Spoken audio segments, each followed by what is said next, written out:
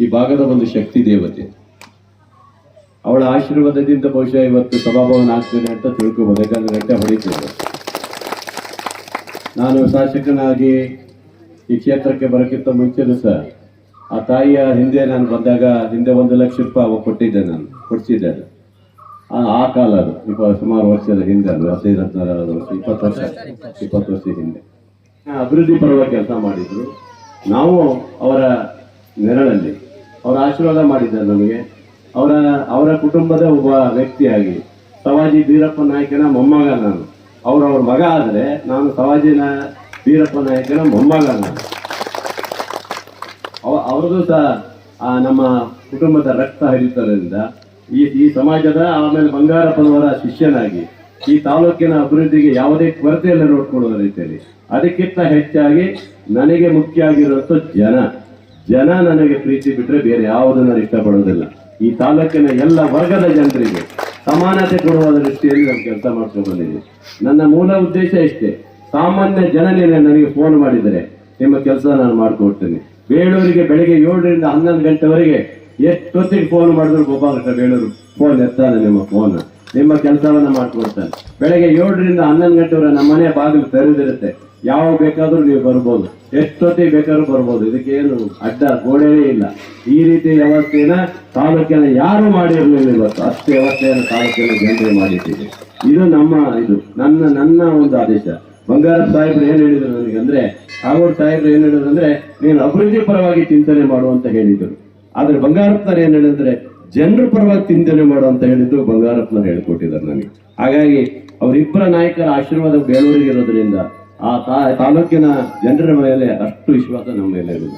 ಹಾಗಾಗಿ ಜನರ ಪರವಾಗಿ ನಾವು ಧ್ವನಿ ಎತ್ತಬೇಕು. ಬಿಟ್ರೆ ಅಭಿವೃದ್ಧಿಯೇ ಮೂಲ ಮಂತ್ರ ಅಲ್ಲ. ರಸ್ತೆ ಆಗುತ್ತೆ, ಚರಂಡಿ ಆಗುತ್ತೆ, ಇನ್ನೊಂದಾಗುತ್ತೆ. ನೊಂದ ಕುಟುಂಬಗಳಿಗೆ ನಾವು ಸಹಕಾರ ಕೊಡಬೇಕು. ಯಾವ ವ್ಯಕ್ತಿ ಮನೆಯಲ್ಲಿ ಏನಾದ್ರು ಬೆಂಕಿ ಬಿತ್ತು, ಯಾವುದೋ ಮನೆಯಲ್ಲಿ ಏನಾದ್ರು ಬಿದ್ದೋಯ್ತು, ಯಾವುದೇ ಅನಾಹುತ ಆಯ್ತು, ಆ ಕುಟುಂಬಕ್ಕೆ ತೊಂದರೆ ಆದಾಗ ಆ ಜನರ ಜೊತೆ ನಾವು ಇರ್ಬೇಕಂತಲ್ಲ, ಅದು ನನಗೆ ಬಹಳ ಇಷ್ಟ ಆಗಿರೋದು.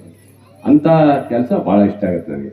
ಹಾಗಾಗಿ ಬಂಗಾರಪ್ಪನವರಂತ ನಾಯಕರು ಏನ್ ಹೇಳ್ಕೊಟ್ಟಿದ್ರು, ಕಾಗೋಡು ತಿಮ್ಮಪ್ಪನವರು ಏನ್ ಹೇಳ್ಕೊಟ್ಟಿದ್ದಾರೆ, ಅವರ ಗರಡಿಯಲ್ಲಿ ಬೆಳೆದಂತ ಬೇಳೂರಿಗೆ ಇಂಥ ಅವಕಾಶ ಸಿಕ್ಕಿದೆ ಅಂದಾಗ ಇದೆಲ್ಲ ಅಭಿವೃದ್ಧಿ ಮಾಡಕ್ಕೆ ಅನುಕೂಲ ಆಗುತ್ತೆ. ಇಲ್ಲಾಂದ್ರೆ ಅಭಿವೃದ್ಧಿ ಮಾಡಕ್ ಆಗಲ್ಲ. 50 ಲಕ್ಷ ರೂಪಾಯಿ ಕೊಡಕ್ಕೆ ಅಷ್ಟು ಸುಲಭ ಆಗೋದಲ್ಲ. ಯಾಕೆ ಕೊಟ್ಟಿದ್ದಾರೆ, ತಾಯಿಯವನೇನೋ ದೈವ ಶಕ್ತಿ, ಅದರಿಂದ ಇವತ್ತು ನಾವು ಕೊಟ್ಟಿದ್ದೀನಿ. ಇವತ್ತು ಅಧ್ಯಕ್ಷರು ದಿವಾಕರ್ ಇದ್ದೀರಿ, ಮೋಹನ್ ಅವರಿದ್ದೀರಿ. ನಿಮ್ಮ ನೇತೃತ್ವದಲ್ಲಿ ತುಂಬಾ ಚೆನ್ನಾಗಿ ಮಾಡ್ಕೊಳ್ತಾರೆ. ಒಳ್ಳೆಯ ರೀತಿಯಲ್ಲಿ ಮಾಡಿ ಸಣ್ಣ ಪುಟ್ಟ ಮದುವೆ ಆಗಂಗೂ ಮಾಡಿ. ಒಂದು ಮದುವೆಗಳು ಆಗ್ಬೇಕು. ಇಲ್ಲಿ ಭಾಗದ ಮದುವೆ ಚೌಳ ಬರ್ತನೇ ಇಲ್ಲ. ನಮ್ಮ ಸ್ವಲ್ಪ ಗ್ಯಾರಂಟಿ ಕಾರ್ಡ್ಗೆ ದುಡ್ಡು ಕೊಟ್ಟಿದ್ರಿಂದ 54,000 ಕೋಟಿ ಅದು ಹೋಗಿದ್ರಿಂದ ಹೋದ ವರ್ಷ ನಮಗೆ ಸ್ವಲ್ಪ ಅಭಿವೃದ್ಧಿ ಸ್ವಲ್ಪ ಕಮ್ಮಿ ಆಯ್ತು. ಆದ್ರೆ ಈ ಸರಿಗೆ ಏನು ಕಮ್ಮಿ ಆಗ್ಲಿಕ್ಕೆ ಸಾಧ್ಯ ಇಲ್ಲ. ಈ ಸರಿ ಗ್ಯಾರಂಟಿಯ ದುಡ್ಡು ಕೊಟ್ಟು ಬೇಕಾದಷ್ಟು ನಮಗಿದೆ. ಅದು ಒಂದು ಅಭಿವೃದ್ಧಿ ಅಲ್ಲ. ಬಹಳ ಜನ ಗ್ಯಾರಂಟಿ ಕಾರ್ಡ್ ಬಗ್ಗೆ ಹೇಳ್ತಾರೆ. ಗ್ಯಾರಂಟಿ ಕಾರ್ಡ್ ಅಂದ್ರೆ ಅಭಿವೃದ್ಧಿ ಅಲ್ವಾ? ಅದಕ್ಕೆ 2,000 ರೂಪಾಯಿ ಕೊಡೋದು. ಎಷ್ಟೋ ಮನೆಯಲ್ಲಿ ಗ್ಯಾಸ್ ಇರ್ಲಿಲ್ಲ. ನಮ್ಮ ಗ್ಯಾರಂಟಿ ಬಂದ್ಮೇಲೆ ಎಲ್ಲರ ಮನೆಗೂ ಗ್ಯಾಸ್ ಬಂದಿದೆ. ಇವತ್ತು ನೀವು ಯಾರು ನಂಬ್ತೀರಾ ನೀವು? 10 kg ಅಕ್ಕಿ ಬಡವನ ಮನೆ ಬಂದ್ರೆ ಕಮ್ಮಿನಾ? ಮನೆ ಕರೆಂಟ್ ಫ್ರೀ ಬಂದ್ರೆ ಕಮ್ಮಿನಾ? ಇವತ್ತು ಬಸ್ಸು ಈ ಭಾಗದಲ್ಲಿ ಬಸ್ ಇಲ್ಲೇನು, ಬಸ್ ಫ್ರೀ. ಇಲ್ಲಿಂದ ಬೆಂಗಳೂರು, ಕುಕ್ಕೆ ಸುಬ್ರಹ್ಮಣ್ಯ, ಧರ್ಮಸ್ಥಳ ಎಲ್ಲಿ ಬೇಕಾದ್ರೂ ಹೋಗ್ಬೋದಪ್ಪ. ಅಷ್ಟು ಫ್ರೀ ನಮ್ಮ ಹೆಣ್ಮಕ್ಳಿಗೆ ಇವತ್ತು. ಸಮಾಜ ಕಲ್ಯಾಣ ಇಲಾಖೆಯಿಂದ ಒಂದಿಷ್ಟು ಹಣ ಬಂತು. ಅದರ ಜೊತೆಗೆ ಹಿಂದಿನ ಮಾಜಿ ಶಾಸಕರಂತ ಹಾಲಪ್ಪನವರು ಸಹ ಒಂದು 10 ಲಕ್ಷ ರೂಪಾಯಿ ಕೊಟ್ಟರು ಅಂತ ಹೇಳಿದರು. ಅವರ ಇಬ್ಬರು ಇದರ ಸಂದರ್ಭದಲ್ಲಿ ಕಡಿಮೆ ಆದ ಸಂದರ್ಭದಲ್ಲಿ ಅವರು ಕೊಟ್ಟಿದ್ದಾರೆ. ಅವರಿಗೂ ಈ ಸಂದರ್ಭ ಶುಭಾಶಯ ಹೇಳಿ, ನಾವು ಕೊಟ್ಟಿದ್ದು ನಾವು ಯಾರು ಇಲ್ಲ ಅನ್ಕೊಂಡು ಅವರ ನೇತೃತ್ವದಲ್ಲಿ ಕೊಟ್ಟಿದ್ದಾರೆ. ಅದರಿಂದ ಅದು ಇವತ್ತು ಚೆನ್ನಾಗಿ ಮೂಡಿ ಬಂದಿದೆ. ಇದರಿಂದ ಇವತ್ತು ಸಂತೋಷದಿಂದ ನಾವೆಲ್ಲ ಇವತ್ತು ಉದ್ಘಾಟನೆ ಮಾಡಿದ್ವಿ. 1 ಕೋಟಿ ರೂಪಾಯಿ ಈಗಾಗಲೇ ಬಂದಿದೆ. ಯಾವ್ಯಾವ ನಿಮ್ಮ ಈ ಸಣ್ಣ ನೀರಾವರಿ ಯೋಜನೆಯಲ್ಲಿ ಎಲ್ಲೆಲ್ಲಿ ಇದೆ ಅಂತ ಕೆರೆಗಳಿಗೆ ಮಾತ್ರ ಕೊಡ್ಲಿಕ್ಕೆ ಅವಕಾಶ ಇದೆ. ಆ ಥರ ಕೆರೆ ಯಾವ್ಯಾವ್ದಿದೆ ಎಲ್ಲ ತೆಗೆದುಕೊಂಡಿದ್ವಿ. ಅವೆಲ್ಲಕ್ಕೂ ಸುಮಾರು 55 ಲಕ್ಷ ರೂಪಾಯಿ ಹಂಗೆ ಕೊಟ್ಟಿದ್ದೀವಿ. ನಿಮ್ಮ ಭಾಗದಲ್ಲೂ ನೀರಾವರಿ ಕೆರೆ ಯಾವುದಿದ್ರೆ ಕೊಡ್ಬೋದು. ನಾವೊಂದು ಯೋಚನೆ ಮಾಡ್ತಾ ಇದ್ದೀವಿ ಮುಂದಿನ ದಿವಸದಲ್ಲಿ. ಈ ಕೆರೆ ಈ ಹೊಳೆದುಕ್ಲಿ ಒಂದ್ಸರಿ ಹೂಳೆತ್ಸ್ಬೇಕು ಅನ್ನೋದು ಒಂದು ಯೋಚನೆ ಇದೆ ನಮ್ಮಲ್ಲಿ ಈಗಾಗಲೇ. ಮಾನ್ಯ ನಮ್ಮ DCM DK ಶಿವಕುಮಾರ್ ಹತ್ರ ನಾವು ಮಾತಾಡಿದ್ದೀವಿ. ಒಂದು ಕನಿಷ್ಠ ಒಂದು 50 ಕೋಟಿ ಅದ್ರ ಕೊಟ್ಟರೆ ಏನಾದ್ರು ಮಾಡ್ಬೋದಂತ ಒಂದು ಯೋಚನೆ ನಾವು ಮಾಡ್ತಾ ಇದ್ದೀವಿ.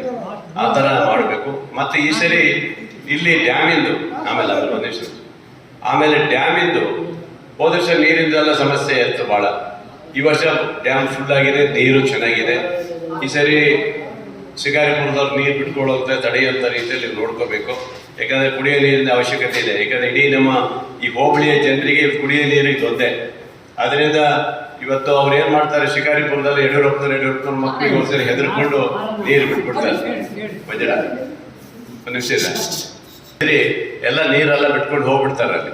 ಅದರಿಂದ ನಾನು ಯೋಚನೆ ಮಾಡಿದ್ದೀನಿ, ನೀರಾವರಿ ಯೋಜನೆ ಆಫೀಸ್ ಏನು ಶಿಕಾರಿಪುರ ಇದೆ ಅದನ್ನ ಇನ್ನೊಂದು 15-20 ತಿಂಗಳಲ್ಲಿ ಶಿಫ್ಟ್ ಮಾಡಬೇಕು ಸಾಗರಕ್ಕೆ ಅಂತ ತೀರ್ಮಾನ ಮಾಡಿದ್ದೀನಿ. ಆ ನೀರಾವರಿ ಯೋಜನೆ ಏನು MI ಆಫೀಸ್ ಇದೆ ಸಾಗರದಿಂದ ಏನಾಗಿದೆ ಅದು ಶಿಕಾರಿಪುರಕ್ಕೆ ಹಾಕ್ಸಿಟ್ಟಿದ್ದಾರೆ. ಅವರು ಏನಂದ್ರೆ ನಮ್ಮ ತಾಲೂಕು ಇದರಿಂದ ತಗೊಂಡು ಅಲ್ಲಿ ಹಾಕೊಂಡಿದ್ದಾರೆ. ಆಕ್ಚುಲಿ ಇರಬೇಕು ಸಾಗರದಲ್ಲಿ ಇರಬೇಕು. ಈಗ ಅದನ್ನು ಸಹ ಈಗ ನಮ್ಮ ಹಿಡಿತದಲ್ಲಿ ಇರಬೇಕಂತೇಳಿ ಈಗಾಗಲೇ ಮಾನ್ಯ ಮಂತ್ರಿಗಳಿಗೆ ಕೊಟ್ಟಿದ್ದೀನಿ, ಅವರಿಗೂ ಮೊನ್ನೆ ಹೇಳಿ ಬಂದಿದ್ದೀನಿ. ಆದಷ್ಟು ಬೇಗ ಶಿಕಾರಿಪುರದಿಂದ ಸಾಗರಕ್ಕೆ MI ಆಫೀಸ್ ಆಗಬೇಕು ಅನ್ನೋದೇ ನಮ್ಮ ಉದ್ದೇಶ. ಯಾಕಂದ್ರೆ ನಮ್ಮ ನೀರು, ನಮ್ಮ ಡ್ಯಾಮಿನ ನೀರು ಅವರೆಲ್ಲರೂ ಪಾಪ ನೀರಾವರಿಗೆ ಬಳಸ್ಕೊಳ್ತಾರೆ. ನಮ್ಮ ಇವ್ರಿಗೆ ಯಾರಿಗಿಲ್ಲ ನೀರಾವರಿ. ಇವ್ರಿಗೆ ಕುಡಿಯಕ್ಕೂ ನಮಗೆ ಇವರು ಅಷ್ಟು ಇದು ಮಾಡ್ತಾರಂದ್ರೆ ಅದು ದೊಡ್ಡ ಸಮಸ್ಯೆ ಆಗುತ್ತೆ. ಹೌದು, ನಾನು ಹೇಳಿದೆ ನೀವು ಏನಾದರೂ ನೀರೇನಾದ್ರು ಹೆಚ್ಚು ಕಮ್ಮಿ ಆದ್ರೆ ಮತ್ತೆ ಈ ಶಿಕಾರಿಪುರಕ್ಕೆ ಬರ್ತೀನಿ ನೋಡೋಣ ಆಮೇಲೆ ಹೇಳಿದ್ದೇನೆ ಅವರಿಗೆ. ಆಮೇಲೆ ಹೆದರ್ಕೊಂಡ್ರು, ಆಮೇಲೆ ಬಿಟ್ಟಿಲ್ಲ. ನಿಮಗೆ ಫಸ್ಟ್, ನಿಮಗೆ ಕುಡಿಯಕ್ಕೆ ನೀರು, ನಿಮಗೆ ಮೀನು ಎಲ್ಲ ನಿಮಗೆ ಸಿಗಬೇಕು, ಅವರಿಗಲ್ಲ. ಮುಳುಗಡೆ ಆಗಿ ಸಂತ್ರಸ್ತರಾದವ್ರು ನೀವು. ಹಿಂದೆ ದುಡ್ಡು ಕೊಟ್ಟಿಲ್ಲ, ಮುಳುಗಡೆ ಸಂತ್ರಸ್ತಾಗಿ ಒಂದಿಷ್ಟು ದುಡ್ಡು ಬರಲಿಲ್ಲ. ನಾನೇ ಅವತ್ತು 80 ಲಕ್ಷ ರೂಪಾಯಿ ಆ ಕಾಲದಲ್ಲೇ ಕೊಡಿಸಿದ್ದೆ ನಿಮಗೆ. ಬಹಳಷ್ಟು ಜನರಿಗೆ ಕೊಟ್ಟಿಲ್ಲ. 3 ಅಡಿ ಏರಿಸಿದ್ರಲ್ಲ ಯಡಿಯೂರಪ್ಪನವರು, ಅವಾಗ ಯಾರಿಗೂ ದುಡ್ಡು ಕೊಟ್ಟಿದ್ದಾರೆ? ಯಾರಿಗೂ ದುಡ್ಡು ಕೊಡಿಸಿರ್ಲಿಲ್ಲ. ನಾನು MLA ಆದ್ಮೇಲೆ 2008ರಲ್ಲಿ 9ರಲ್ಲಿ ಕೊಡಿಸಿದೆ. ನಿಮ್ಮೂರ ಒಬ್ಬೊಬ್ಬರಿಗೆ ಬಂತಲ್ಲ, 10 ಲಕ್ಷ 15 ಲಕ್ಷ 20 ಲಕ್ಷವರೆಗೆ ಬಂತು. ಹಾಗೆ ಜನಪರವಾಗಿ ಇವತ್ತು ನಮ್ಮೂರಿನ ಡ್ಯಾಮು ನಮ್ಮೂರಿಗೆ ಸಿಗುವಂಥದ್ದು ಆಗ್ಬೇಕು. ಅವರು ತಗೊಳ್ಳಿ, ಏನು ಬೇಸಾಯಕ್ಕೆ ಏನು ಬೇಕು ಆ ಸಂದರ್ಭದಲ್ಲಿ ಅವ್ರಿಗೆ ಅಡಚಣೆ ಮಾಡೋದು ಬೇಡ. ಎಲ್ಲ ನೀರು ಹೊತ್ಕೊಂಡು ಹೋಗ್ಬಿಟ್ರೆ ಇಲ್ಲಿ ಕುಡಿಯೋ ನೀರು ಏನ್ ಮಾಡ್ಬೇಕು? ಜಾಗೃತಿಯವರಿಗೆ ಕುಡಿಯೋ ನೀರು ಕೊಡ್ಬೇಕು ಮಂಜಣ್ಣ. ನಾವು ಈ ಹೋಬಳಿಯ ಅಷ್ಟು ಬರೋವರಿಂದ ಹಿಡಿದು ಜಾಗೃತಿ ಪೂರ್ತಿ ಕೊಡ್ಬೇಕು. ಅಷ್ಟು ಊರಿಗೂ ನಾವು ಕೊಡ್ತಾ ಇದ್ದೀವಿ. ಈಗ ಸಾಗರ ಭಾಗಕ್ಕೆ ಹಂಗಿಲ್ಲ. ಸಾಗರಕ್ಕೆ ನಾವು ಈಗ ಗುಬ್ಗೋಡಿಯಿಂದ ಶರಾವತಿ ನದಿಯಿಂದ ತರ್ತಾ ಇದ್ದೀವಿ. ಅಲ್ಲಿ 3 ಹೋಬಳಿಗೆ ನಾವು ಸಪ್ರೇಟಾಗಿ ಕೊಡ್ತೀವಿ. ನಾವು ಸಾಗರಕ್ಕೆ ಈಗಾಗಲೇ ಜೋಗದಿಂದ ತಂದಿದ್ದೀವಿ. ಆ 3 ಹೋಬಳಿ ಸಪ್ರೇಟಾಗಿ ಕೊಡ್ತೀವಿ. ಈ ಹೋಬಳಿಗೆ ಮಾತ್ರ ನಿರಂತರ ನೀರಿಗಾಗಿ ನಮಗೆ ಸಮಸ್ಯೆ ಆಗಬಾರ್ದು. ಅದೇ ಉದ್ದೇಶದಿಂದಲೇ ಇವತ್ತು ಆಫೀಸ್ ಇಲ್ಲಿಗೆ ಹಾಕ್ಸ್ಕೊಡ್ತಾ ಇದ್ದೇನೆ ನಾನು. ಇವತ್ತು ಮುಂದೆ ಹೆಚ್ಚು ಕಮ್ಮಿ ಆಗಬಾರ್ದು, ಸಮಸ್ಯೆ ಆಗಬಾರ್ದು ಅಂತ.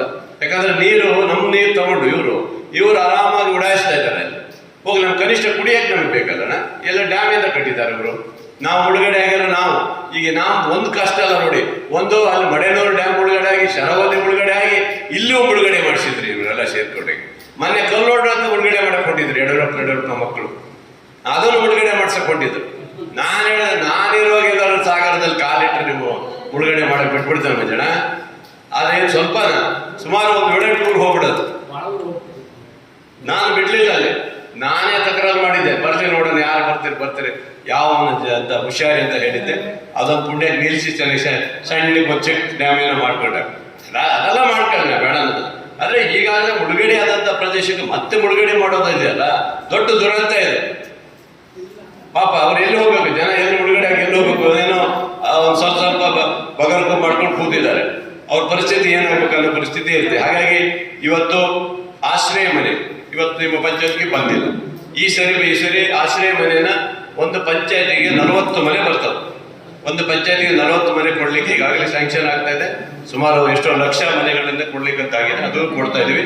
ಆಮೇಲೆ ಯಾವ ನಿಮ್ಮ ಪಂಚಾಯತಿ ವ್ಯಾಪ್ತಿಯಲ್ಲಿ ಅಧ್ಯಕ್ಷರೇ ಮನೆಗಳು ಹಂತಕ್ಕೆ ಏನಾದ್ರು ಜಾಗ ಇದ್ರೆ, ಆಶ್ರಯ ಸೈಟ್ಗಳು ಕೊಡ್ತಾರ ನಿಮ್ಮಲ್ಲಿ ಇದ್ರೆ, ಒಂದಿಷ್ಟು ಜನ ಬಡವರಿಗೆ ಯಾರು ಮನೆ ಸಿಗದೆ ಇದ್ರೆ ಅವ್ರಿಗೆ ಕೊಡ್ಲಿಕ್ಕೆ ಅವಕಾಶ ಇದೆ. ಮಾಡಿಕೊಡ್ರಿ ಬೇಗ.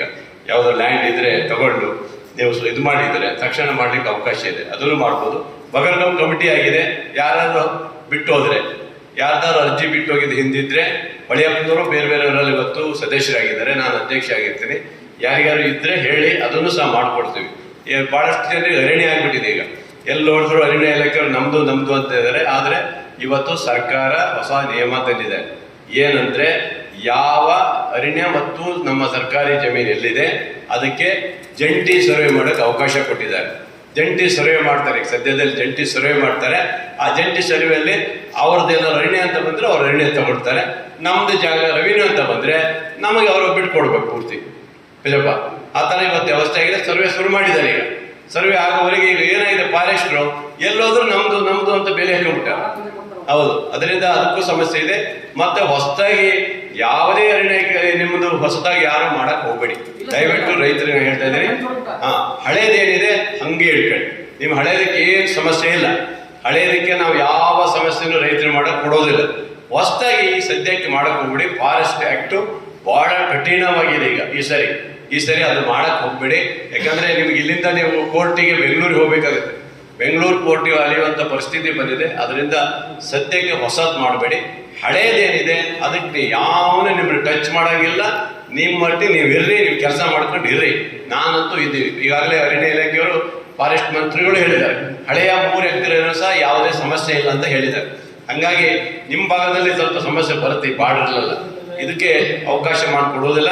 ಹಳೆಯದಕ್ಕೆ ಮಾತ್ರ ಯಾವುದೇ ತೊಂದರೆ ಇಲ್ಲ. ಹೊಸದಾಗಿ ಯಾರು ಮತ್ತೆ ಏನಾಗುತ್ತೆ, ಕೆಲವರಿಗೆ ಆಸೆ ಜಾಸ್ತಿ.